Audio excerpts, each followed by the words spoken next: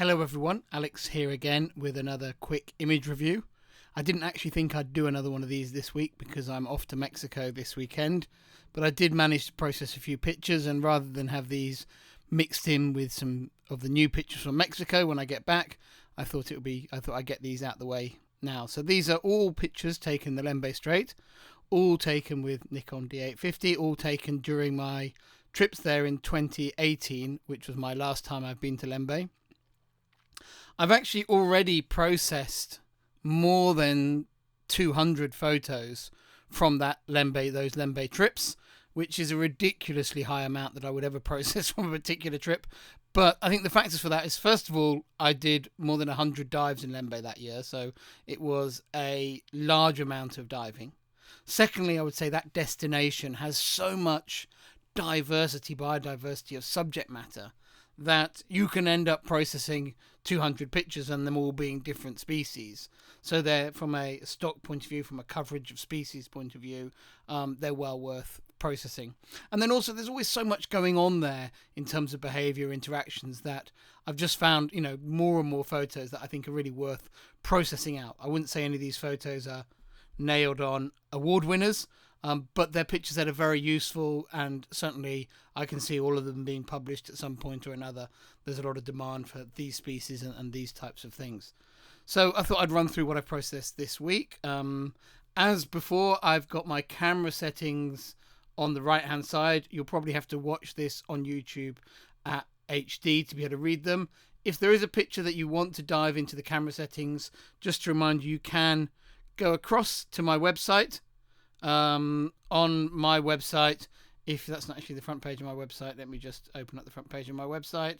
On the front page of my website, if you just type whatever you're interested in, these are all pictures from Lembeh, so I'll just type Lembeh in the search box at the top and click image search, and then the images come up. There's more than 500 pictures from Lembeh on my website, because obviously it's a place I go to a lot, and as I was explaining, a productive place.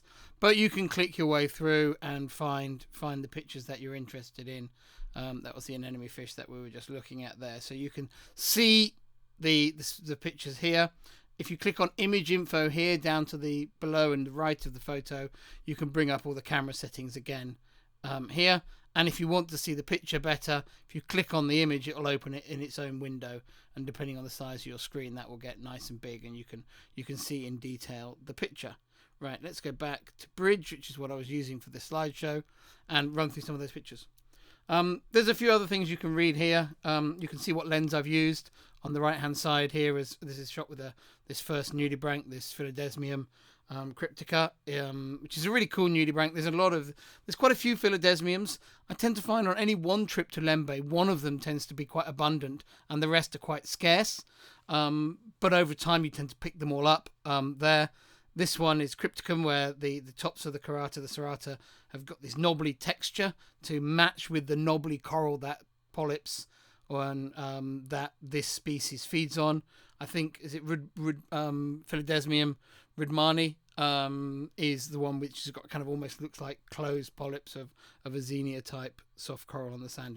And your chances to see them are sometimes at night inside the corals, but I think the best is just to always keep an eye out around the corals, because they do move between the corals every now and again, and you get the chance to get them on the seabed, where their amazing body structure really can show off well.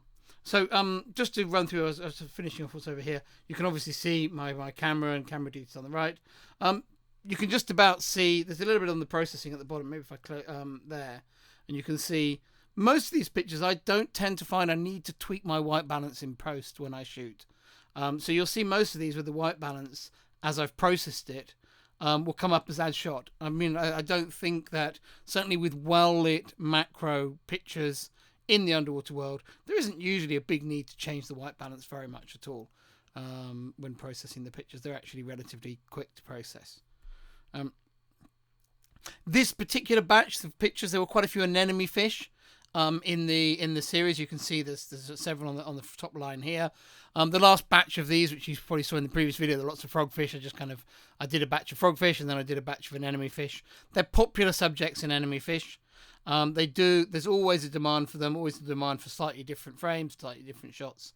And so on any trip, I always try and shoot plenty of anemone fish, and I'll always try and process a few out afterwards.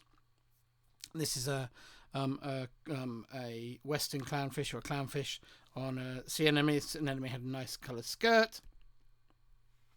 This is a big female spine cheek anemone fish.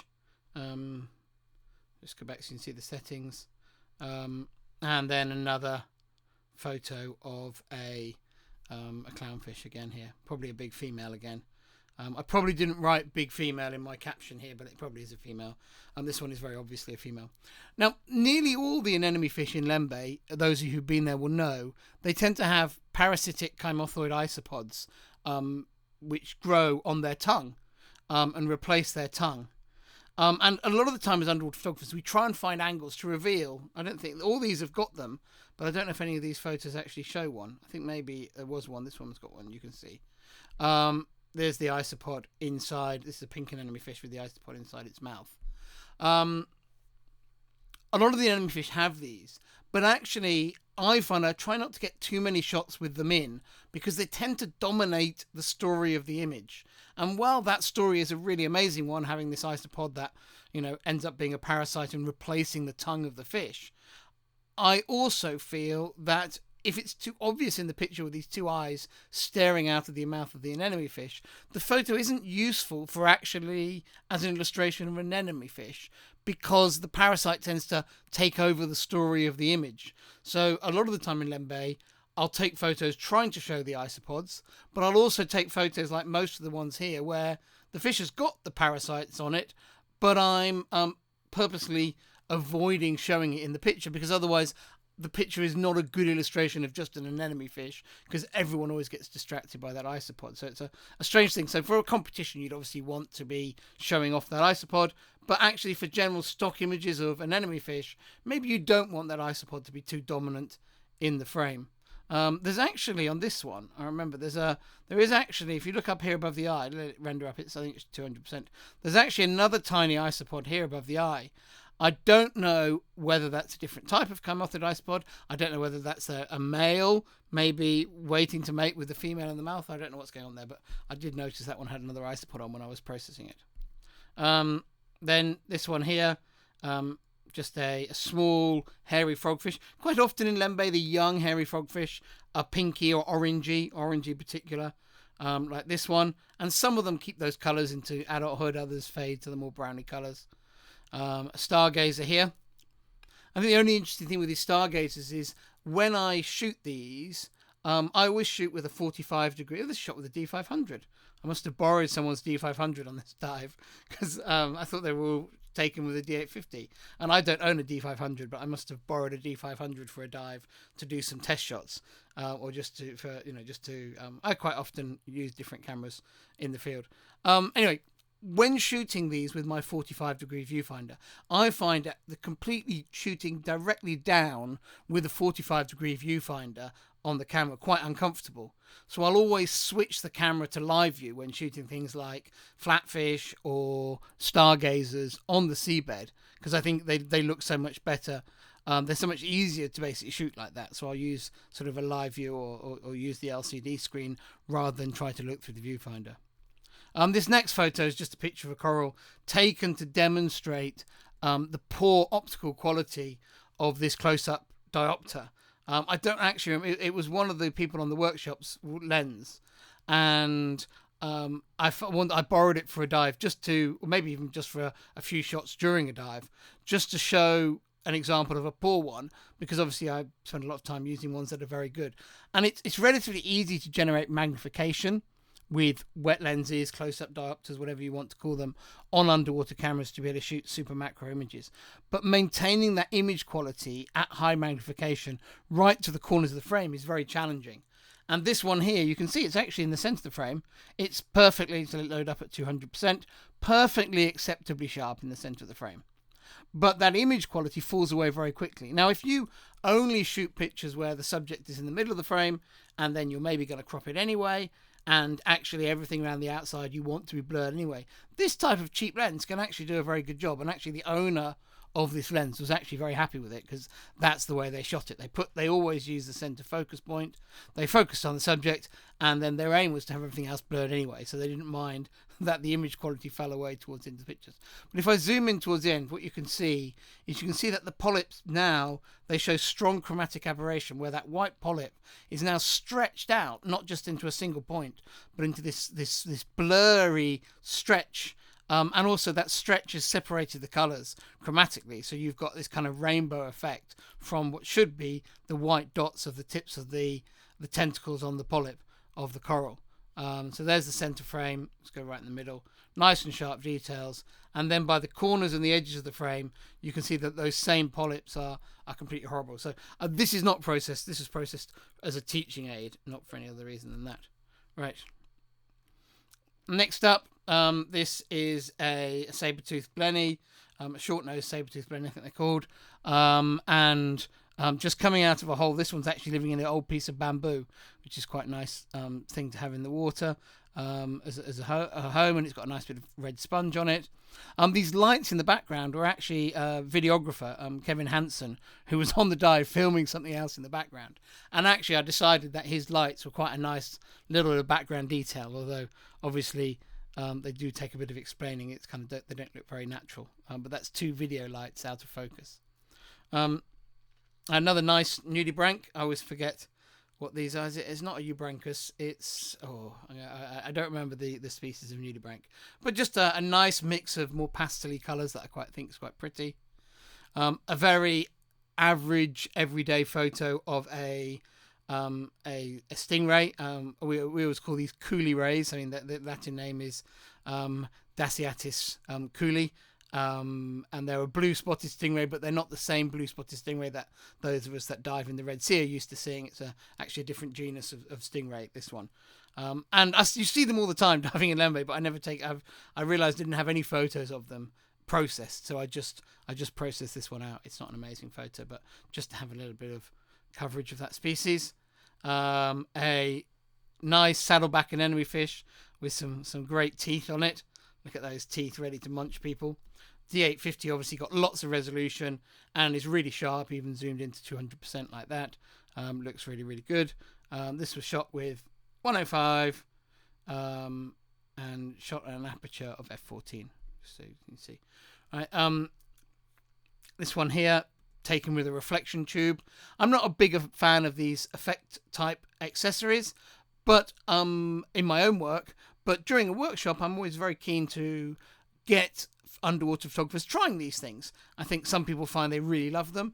But anyway, it's a very good educational experience to try these things, understand how they work. So I do take pictures with them, and I realised I'd never processed one, so I thought I'd at least process one out.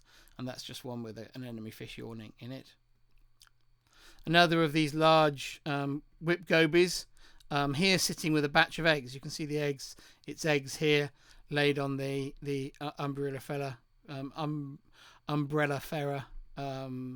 soft coral that they like, that kind of broccoli-like soft coral, but obviously red on the dive sites there. Tends to grow as sort of fields of, a handful of colonies growing up out of rubble. It's a kind of rubble specialist rather than a reef specialist of coral. We looked at this one earlier. This was another one of the anemone fish. This one's a pink anemone fish. This one, you can see the chymothoid isopod in its mouth that we were talking about earlier, just a little bit there coming through. And this one, actually, there's quite a lot of these clear glass shrimps around on the anemone, which I struggle to identify, I have to say. They're very common, but I don't actually know what they are. I'm sure I can look it up, but I don't know. On the Lembeh Resort House Reef, there are lots of these, just bearded gobies, living in amongst the, is it Stylopora? I can't remember the name of the coral that they live in. This one here, you can see the beard quite nicely. It's a bit side on, but I quite like that it's a vertical. Most of my shots of these are always horizontal, and it's just nice to have a vertical as well, so I processed that one out.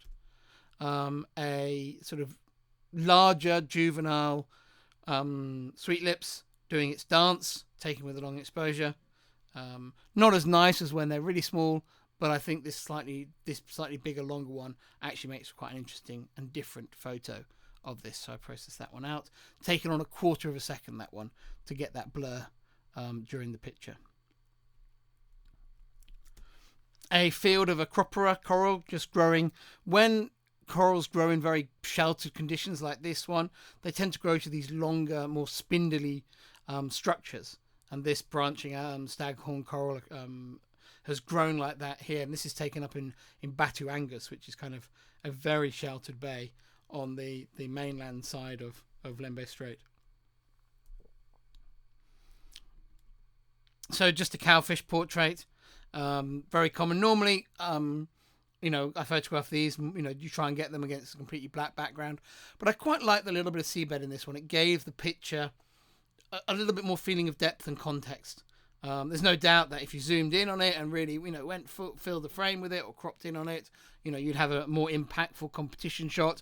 Particularly, you could maybe crop this one horizontally and just sort of darken out that seabed. But I like the seabed in terms of telling the story of what this weird animal is. This is a backlit rough snout ghost pipefish, a female here with eggs in her pouch. I don't know if maybe you can see a few through the pouch.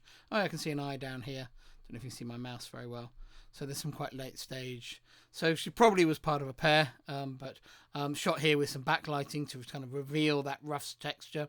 This picture had quite a bit of backscatter in it originally, and that was because it was on a black background. It was very, very easy to just darken that backscatter away when processing this one. And then this is a cremondorus ani, but here feeding. I think a lot of underwater photographers with nudibranchs, they're so keen to get them on the best backgrounds that it led to a lot of bad behaviour with underwater photographers. Almost always, some underwater photographers, every time they found a good nudibranch, wanting to move it onto a better background. But actually, a lot of the time, that means you miss the natural behaviour. And sausage-shaped nudibranchs like this often feed on, or often sponge specialists. So this one here, you can actually see that its mouth is distended and it's actually feeding on this yellow sponge. And that's kind of the advantage of trying to find the best picture you can, of the nudibranch where it is. At the time I was shooting this, I don't remember if I actually realised it was feeding, but obviously because I'd tried to get the best shot I could of it, then when I see the picture big after the dive and I realise it's feeding, it's then a picture worth keeping because it's a nice portrait, not an amazing portrait, but it's got that behaviour in as well. So to illustrate the fact that, particularly cremondorus nudibranchs and probably hypsilodorus nudibranchs as well, they're real sponge feeding specialists. So it really tells that story nicely. This is a flatworm, a pseudocerus species presumably, but I can't identify this one. I don't think it's particularly rare in Lembeh, but it's quite common that the species there you can't identify. And then some moonhead side gill sea slugs here cruising across the leopard side gills, sometimes they're called, I think, as well. Cruising across the seabed, a common sight on night dives in Lembeh, and always nice to see. These two have got quite a lot. These two have probably just come up out of the sand, and they're quite dirty still, with lots of sand on them. And the big one and the small one following behind, I quite like visually. And that is that. So thanks for listening. Hopefully that was a valuable insight into some of the species, why I took the photos, why I've chosen to process the photos, and maybe a little bit on the techniques and that sort of thing, and what I was thinking when I was shooting them. So thanks for listening, and I'll be back again with another one of these, I guess, when I start to dig into the photos that I take on my upcoming trips.